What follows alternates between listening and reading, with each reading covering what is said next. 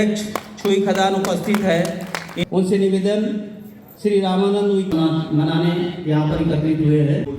शहादत दिवस का आयोजन मैं यहाँ उपस्थित समाज के सभी वरिष्ठजनों का स्वागत करता हूँ। हम उनके आदर्श पे चलने का संकल्प लें तो निश्चित रूप से उनकी शहादत, जिस प्रकार अंग्रेजों के खिलाफ वन सत्याग्रह, जल जंगल जमीन और अंग्रेजों ने उस पर आधिपत्य बनाने की कोशिश, षड्यंत्र किया और उस षड्यंत्र में उस समय 21 जनवरी 1939 ऐतिहासिक दिन भद्राटोला में 3000 से ज़्यादा पूरे क्षेत्र के वनवासी एकत्रित हुए।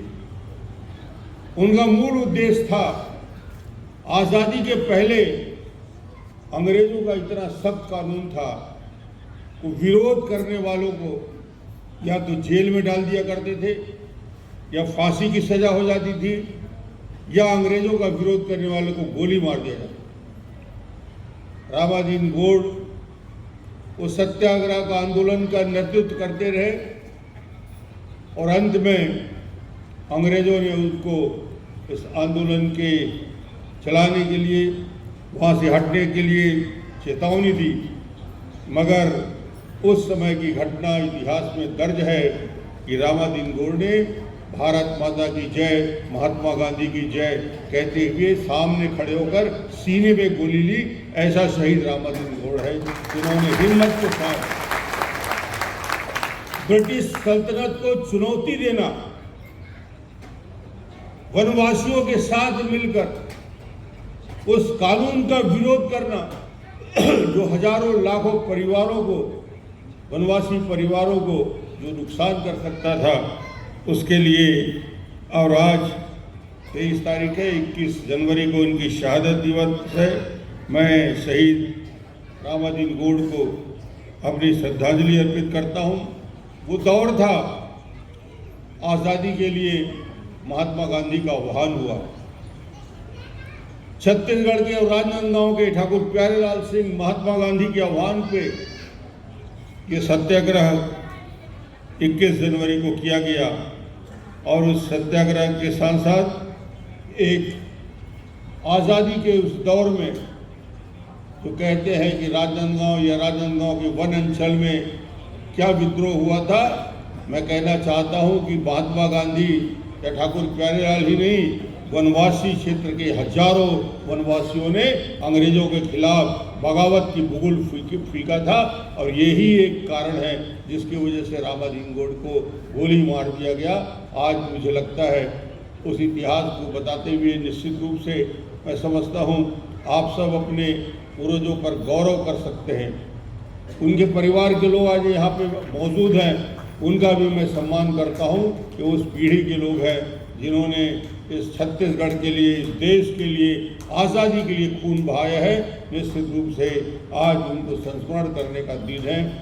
छत्तीसगढ़ में अभी एमडी साहब जो इस गोंडवाना महासभा के अध्यक्ष हैं, समाज के बारे में कितनी व्यापक जानकारी दी, कितने पीढ़ी का मुखाग्र रूप से वर्णन किया कि कैसा गौरवशाली इतिहास हमारा समाज का रहा है। वो छत्तीसगढ़ हो, मध्य प्रदेश हो, जबलपुर हो, मंडला हो या फिर छत्तीसगढ़ के वनांचल के क्षेत्र में रहने वाले। ये एमडी ठाकुर को मैं बधाई इसलिए देता हूँ क्योंकि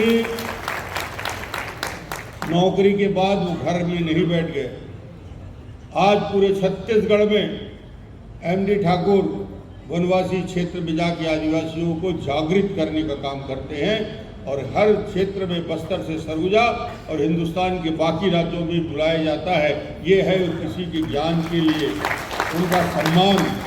इस लोगों का भी स्वागत किया, सम्मान किया गया, बेटियों का सम्मान किया, बेटी का सम्मान किया जिन्होंने मेरिट में एक स्थान प्राप्त किया है। समाज को ये तय करना पड़ेगा, बेटा तो पढ़ेगा मगर बेटी भी 100% पढ़ेगी, कॉलेज जाएगी, डॉक्टर बनेगी, इंजीनियर बनेगी। जब समाज की ऐसी बड़ी बैठक होती है और बड़े बड़े प्रदेश राष्ट्रीय स्तर के नेतृत्व बैठते हैं तो ये तय होना चाहिए कि बेटियों को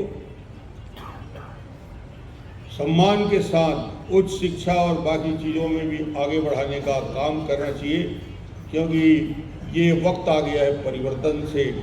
और आज उस परिवर्तन में आपको सुनकर भी अच्छा लगेगा कि इस देश में प्रधानमंत्री जी ने, नरेंद्र मोदी जी ने जो चमत्कार किया, और वो चमत्कार है कि आज देश के सर्वोच्च पद में, महामहिम राष्ट्रपति के पद में द्रौपदी मुर्मू जी आसीन हैं। राष्ट्रपति जी एक गरीब परिवार की आदिवासी बेटी आज हिंदुस्तान के सर्वोच्च सिंहासन पे बैठी है, और उनको मैंने छत्तीसगढ़ में मार्च में आने का आग्रह किया है। मार्च में छत्तीसगढ़ भी आने वाली है। बीच काम करते करते एक गरीब परिवार से निकल के विष्णुदेव साय आदिवासी परिवार का बेटा इस प्रदेश का नेतृत्व संभाल सकता है मुख्यमंत्री के पद पर। ये मोदी जी की सोच कि नेतृत्व गरीब से गरीब परिवार का भी कार्यकर्ता है, नेता है, समाज का है, तो विष्णुदेव साय और द्रौपदी जी को सर्वोच्च स्थान में बैठने का काम, और विष्णुदेव ने काम किया जो हिंदुस्तान का कोई मुख्यमंत्री नहीं कर सकता। विष्णुदेव साय ने 1 साल होते होते गांव में खुशहाली लाने का काम किया, जीवन में परिवर्तन लाया। 3100 रुपया क्विंटल धान खरीदने की बात यदि कोई करता है, अकेला हिंदुस्तान में विष्णुदेव साय 21 क्विंटल धान खरीदी, 2 साल का बोनस 3170 करोड़ रुपया, 70 लाख बहनों को महतारी वंदन में साल में 12,000 देने का काम कोई करता है तो विष्णुदेव साय करता हूँ। और आपने मुझे बुलाया, कुछ मांग पत्र भी रखा गया था, मगर मैं जानता हूँ कि आज आचार संहिता में मैं नहीं बोल सकता और आप मांग नहीं सकते, दोनों बंधे हुए हैं। हमारे इशारे में मैंने नीलकंठ को और एमडी को बता दिया है, समाज जो मांगेगा पूरा करेंगे, बोलने की जरूरत नहीं। आप पे भरोसा करता है, बीच में कोई नहीं है, चिंता करने की जरूरत नहीं है। आप जो बोलेंगे वो विषय के लिए मैं मुख्यमंत्री नहीं पर विधानसभा का स्पीकर होने के नाते, विधायक होने के नाते आपके लिए, आपके सारे विषयों के लिए हमेशा तैयार रहूँगा। ये मैं आपको कहना चाहता हूँ। आप सब ने जो स्वागत किया, बहुत बहुत